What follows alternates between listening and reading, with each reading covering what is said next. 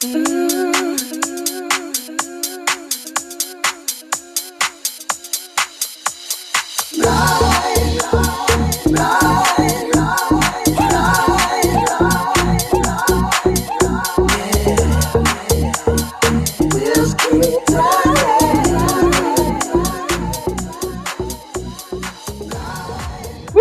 Good morning, King Kenney. Thanks for getting up early. Only for you. Only for you. I appreciate. Are you in the record store? Are you in I the am. record shop? I am in the records. I came in early to do inventory, so I'm here. Oh my gosh, how are you? Doing well. Doing well. We Yeah, haven't talked in a while, but I'm doing well. yeah. How's it feel to be back in New Haven? It's good. Community embraced me. That's why we returned. Wanted to get that feeling back. And weather has not been conducive to me acclimating as I would have liked, but it's been good. It's been good to be here. All right, so you're back, the wife and the child, Yeah, and doing it. you got a whole new venture. Because you Yeah. are a marketing exec, right? You are a marketing analysis. You're like that guy that they call when they need to get the numbers right and to understand demographics and all that kind of stuff. And now you pivot and you're like, I'm gonna open a record store. Yeah, yeah, you know me from doing marketing for arts initiatives, and then also I was most recently a CMO for a tech firm. So I think um, I haven't, opening the record store was a big pivot, but also I'm utilizing a lot of those skills here to try to, get the word out about the organization. So that's been helpful. So I haven't, strayed too far from my roots as a writer strategist in that regard. But yeah, it's a big jump. Entrepreneurship, I think that was in my blood the whole time. So it was good for me to go ahead and do something of this sort. So why records? And why not like a coffee shop or ice cream parlor? Or I mean, you could do any number of things. What was it about records that pulled you in?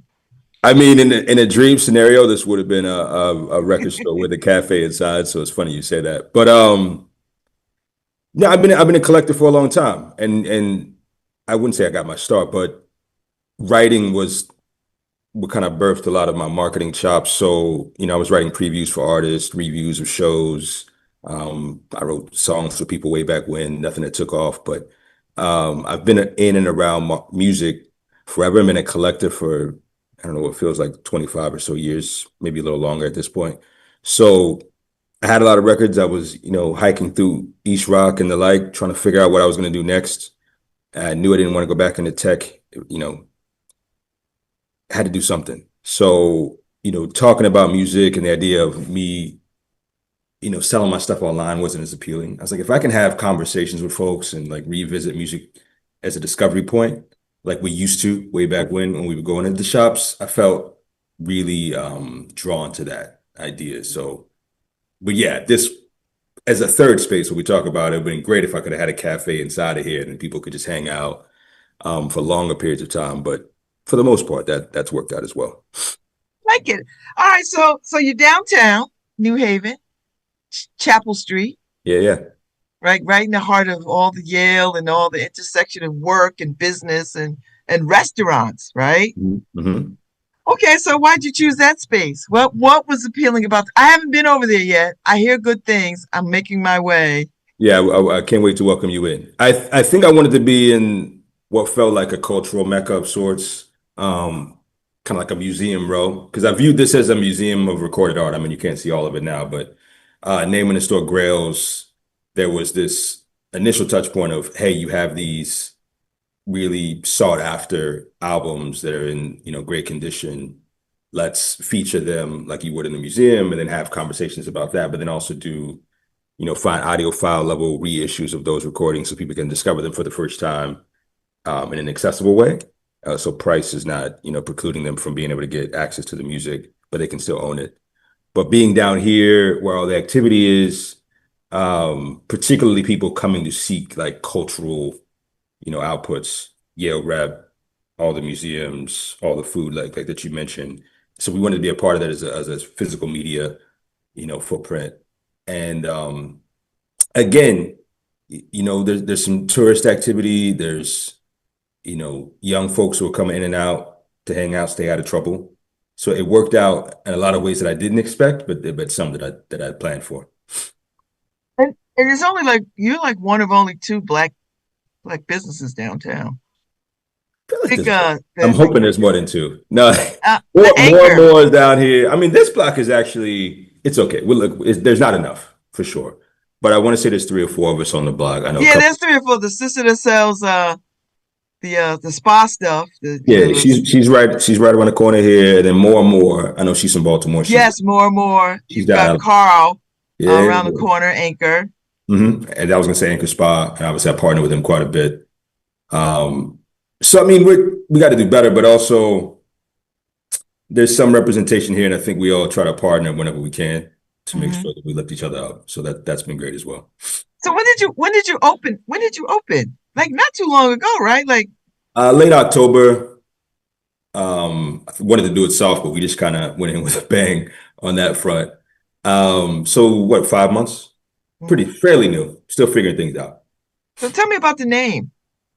Again, yeah, Grails again in I'd say in the physical media world and in the sneaker world, which I come from prior as well. A Grail is like that thing that the Holy Grail, the things that you seek out. Oh, And okay. in music, with collectors, there are records that we just hard to find in the wild. So I realized when I was going through my collection, fighting off bouts of depression, trying to figure out what I was going to do next. I was listening to a lot of these albums that I hadn't played in a long time, and I was like, man, I have a lot of Grails in my collection, and I've kept them in pretty good shape. It'd be interesting to sell these off even slowly, just online to see if I can keep my footing going while I figure out what's next. And then that just became the business plan. Was instead of doing it online, I would do it in person, be able to meet those people, have conversations about the work and what I do know about music, and that like I said, it's been an enjoyable experience thus far. So if I come in here, I could buy an actual physical vinyl. Yeah, all of them, thousands of physical vinyl, and I'm gonna Really? continually expand.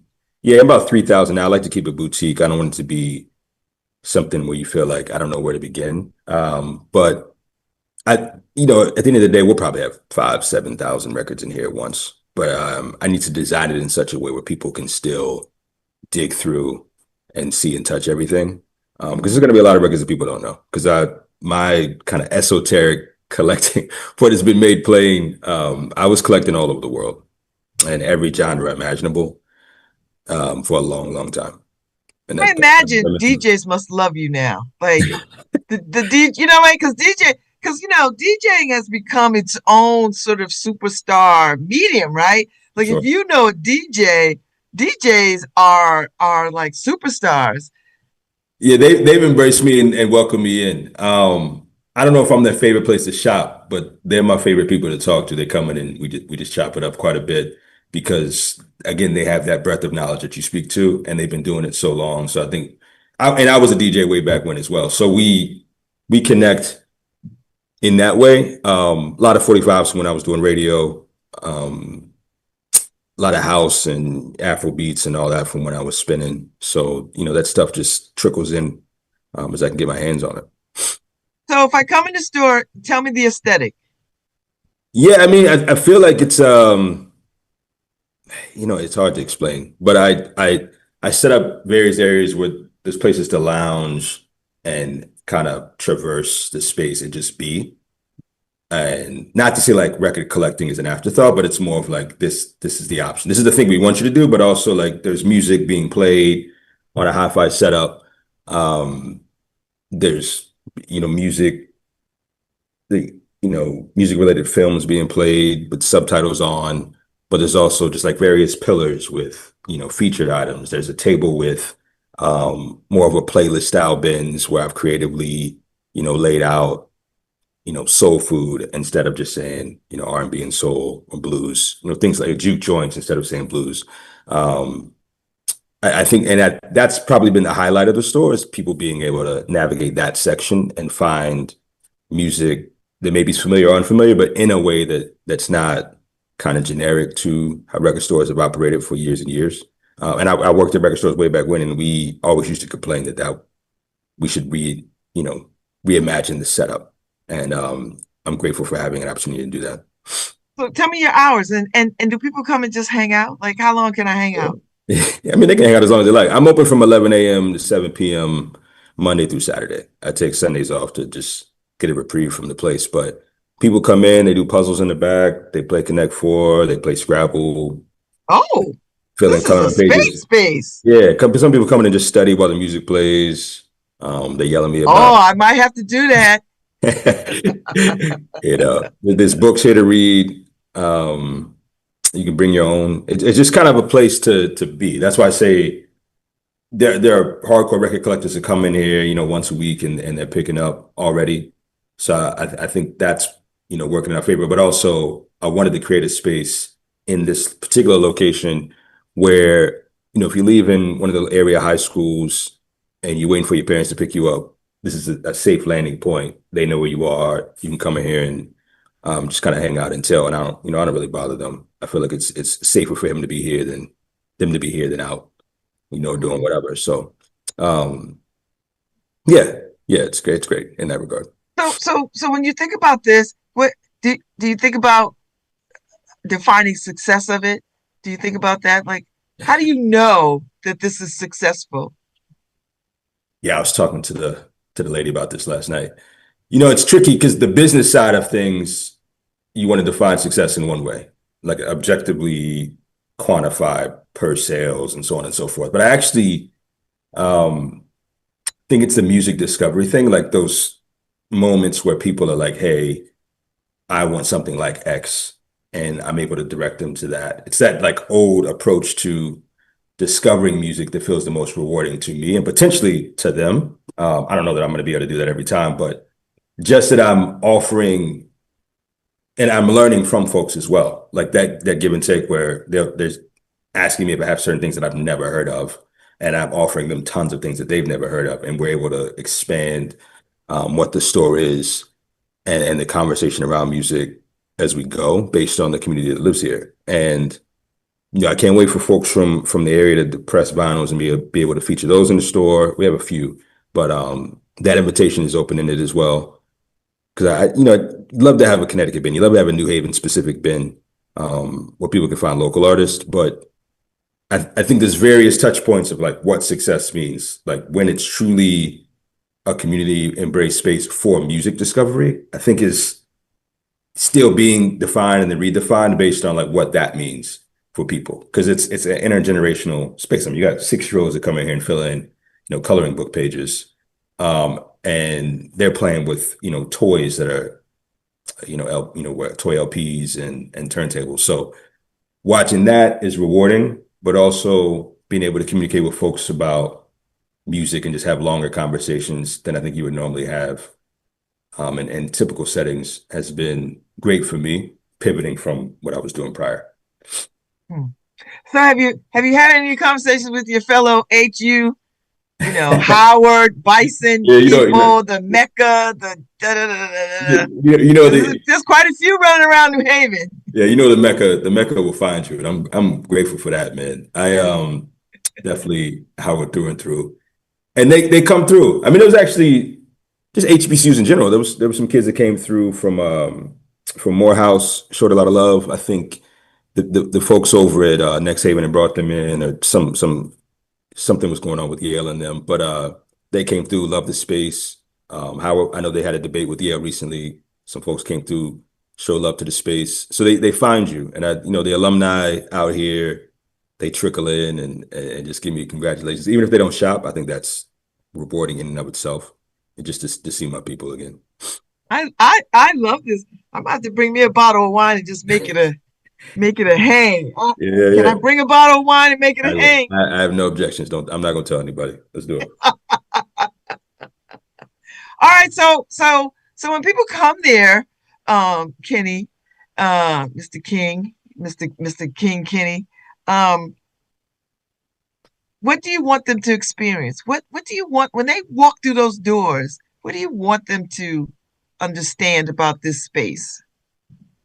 I mean, I love feedback. Um, but I'll say that the thing that has caught me and really made me feel good about what I've accomplished thus far is that people are excited by how clean the space is and how it's distinct from other stores in that I only put out these like, well taken care of, pieces of art, as I call them, right? So they're always like, is everything in here new? And I'm like, no, it's, it's used as well. But I tried to, reseal certain things and package things in such a way where if you're going to truly collect and take care of the thing that you own, I don't want you to have to worry about it, being scratched up or unplayable or, this, that, and the other. There's a nostalgia to some of that we all grew up with, but there's also a lot of folks who are collecting for the first time that just aren't as familiar with what that experience is like. So I wanted to offer something distinct. And I think the experience is, yeah, you're on Museum Row. This is a place where you can buy. So just think of it like the MoMA store, right? Like there's a there's a gallery display where you can buy from, but like if that's not affordable to you, there's also this accessible point where you can get reissues, you can get um you can see art in a way that's unfamiliar, but engage with it, listen to it on your headphones, ask me to play it, be it on the TV or from the turntable, and we can have a conversation about this new thing that you're discovering. And I think that's what this place is really about. It's Mhm. small enough and boutique enough where you can really come in with an open mind about, hey, I was looking for this record, but actually this seems interesting. And then you explore it in a new way because the algorithm, it doesn't apply here, right? So for a lot of folks, it's like, hey, I'm out of my depth. I haven't done this in a while, or I've never done this before. And you don't want to just, drop down 30, 50, $100 on something you don't know. So let's really dig in and see if sonically this is something you might enjoy and the process of like looking at the artwork, going through notes, inner sleeves, putting the record on and what that feels like to own that thing and be a little bit closer to the artist. Um, that's a big reward. So hopefully I've done a good job of that and I want to continue to build this place out where I can dig in a little bit deeper in that regard. So, are you going to program the space up a little bit? Like, will you have like, I don't know, artist readings and poetry things and Nothing, conversations and like, you know what I mean? Like almost nothing like a of that, bookstore kind of vibe, but in the record shop, like, nothing that of kind that of thing. sort. No activations of that sort. I mean, I'm sticking to there's the chess set here. Folks drop in and play chess. It's more of a third space in the sense that like I want people to drop in and just kind of make it their own if they want to have a meeting, they want to talk, they want whatever. So the programming is more like, hey, we have a listening, just for example, I have an upcoming 10-year anniversary celebration of Beyonce's Lemonade. We're gonna play the record. There's gonna be Was it record. 10 years? It's been 10 years. Yeah. No, no, no. Since Are you that kidding? 2016 was actually pretty phenomenal. So we have quite a few of those albums that will play front to back. And those listening sessions, I was like, let me not, because you know me, you've seen me playing stuff out, and it'll get a little bit out of it'll get a little wild. So I was like, I will actually want this to be simplified, where we're just playing the album and people can come and enjoy that while they peruse, while they sit, whatever they want to do, and not try to make it be a thing where people have to pay attention in a specific way. I don't want to define what that is for them. I just want to play the music. So principally, we do listenings. Sometimes I'll book DJs, but even that is like, yeah, just to let people come in and be selectors because you have again, you spoke to this. There's a lot of DJs in the area, and I want to be able to bring them in. But that's mostly the extent of it. I mean, I am hosting a carnival. That's just like Pan Caribbean thing, but even that's like DJs and the things that we already do, right? For Mhm. kids, there's that section. So it's just an expansion of that for a day, but mostly the activations are just listening. And I don't want to over define what that means to people who come in. I don't want there to ever be a ticket price that precludes people from being able to come in. I don't want there to be an activity that feels off-putting from people just coming in and shopping. I want it to just be, hey, there's music playing and you can come in and enjoy that while you shop. That's it every time. And regardless if we're celebrating Bob Dylan's Blonde on Blonde or Beyonce's Lemonade, whatever, that can be foreground for you or background for you, but it's gonna happen. I love So it. I feel like that's where we sit, and I understand the value of bookstores, um, particularly their role in revolutions and different kinds of conversations. I kind of envy them for that, but I don't want to get too steeped in. activating the space in a way that deters groups from just coming in and doing the thing that you want to do in a record store, which is like really focus on, having discussions about music, buying music, or just having it be background for you while you study, read, whatever. So that's kind of where I want to sit. I like that. All right, when are you open? What's the hours? What's the days? When can I come? Yeah, again, yeah, Monday through Saturday, 11 a.m. to 7 p.m. I'm only closed on Sunday. I am with my daughter, so if anything pops up with her and it's an emergency, then I'll close in. But otherwise, those are the hours and days. 11 to 7. I like those are Yeah, nice hours. yeah, it's been You good. could stroll, you could, especially when the weather gets nice, you could go eat something and stroll and Yeah, pop in and hear some music, buy an album or some records, and that's a good night. that's good. And we have merch as well. So there's apparel here. We're about to put the Grails merch out pretty soon, probably in early May. So look, we're doing ticket giveaways. Um, we're trying to do in-store signings when artists as they come to town. We're doing album release listening events for area folks, trying to help press albums. It's gonna again, we're 5 months in. We're gonna continue to grow and build and build and build. Well, I'm so glad you got up early to hang out with me this morning. I appreciate you. You got to come in. I can't wait to I am. see you. Oh, it is on my, I'm doing this little thing called law school. I know. So I heard. I heard. that takes up all my time. But Yeah, I got some free time coming up. I'm gonna come by. I am a big record person. I love records. I believe that. I And I've been believe trying to replace all my childhood records slowly. that. Yeah, But I've been trying to replace them, like Earth, Wind and Fire, Gratitude, and sure. Hugh Masekela, all that kind of stuff, like replacing all the stuff that I grew up listening to. It's been a labor of love, but it's a labor. So let's see what you got over there. We're gonna make it work. We'll get to you. Take care of you. Thank you so much, King. It's good to see you, Good brother. to see Good you to as see well. you. Always. I'll see you soon. I'll bring you a bottle of wine. I appreciate it. Talk soon. All right. Bye bye. Bye now. Thanks, Harry Joe. I won't be here tomorrow, but I'll be back on Monday. We'll talk some more. I'll see y'all.